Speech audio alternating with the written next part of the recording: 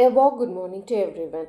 Today we are going into a new subject, commercial legislation and ethics. In that we are going to see a new topic, sale of goods and its negotiable instruments. What is sale of goods? Sale of goods is nothing but a legal framework of a commercial transaction.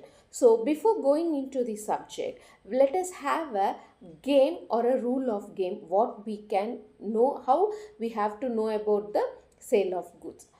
The rules of the games is nothing but imagine you are buying 100 bags of basmati rice. You are buying 100 bags of basmati rice but receiving ordinary rice instead of getting basmati rice, you are receiving an ordinary rice, or receiving a car meant for your taxi business that is not legally approved for a commercial use. How do you protect yourself? As I said, we have to think in two core regulations. Today, as we are driving into two core regulations that govern these transactions.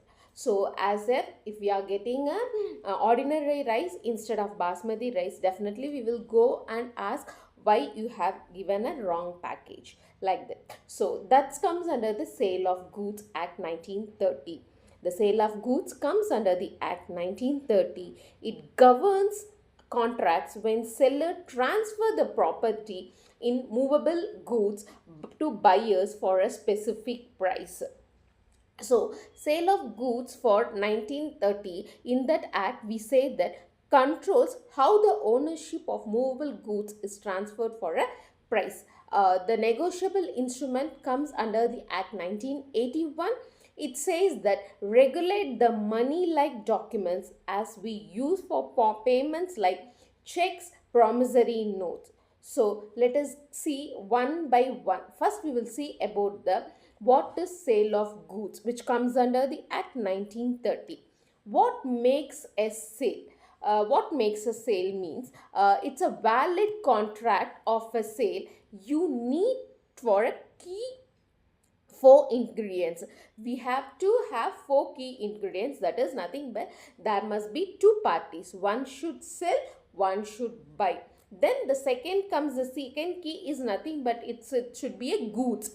The third one should be the price and the legal document. The transfer of property, it's called as a legal document. If these four key ingredients is there, it makes a sensible sale.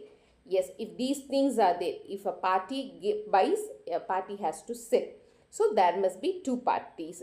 And what we are going to sell or what we are going to buy, it should be any goods. That is the second main key ingredient.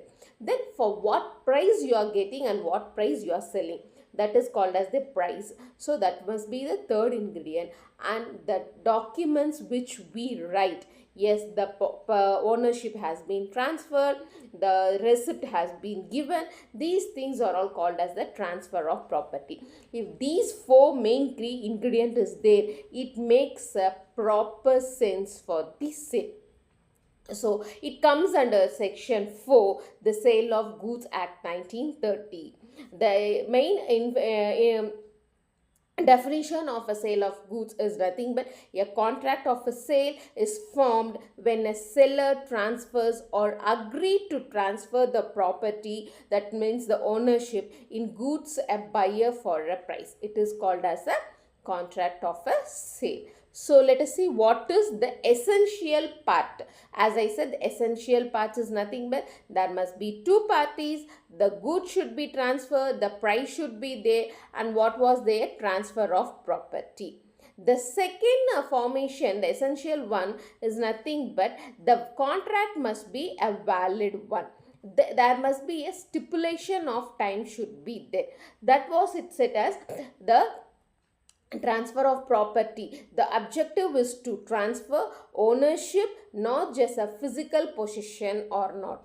The valid contract element must satisfy the free consent, capacity to contract, and the lawful object. Stipulation is nothing but it includes terms like conditions, warranties that define the nature of the transaction.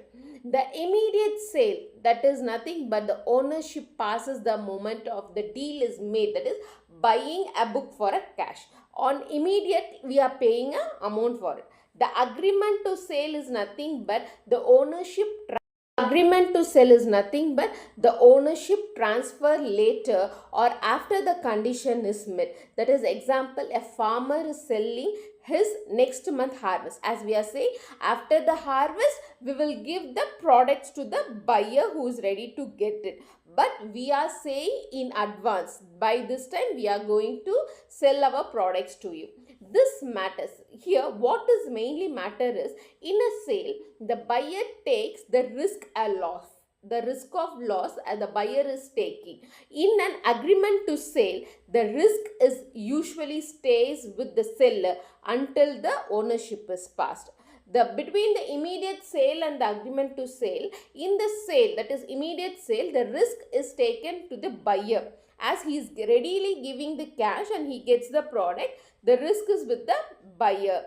But in the agreement to sale, till the ownership passes to the other person, as I said, the farmer is giving an vow that the next month of harvest will be sold.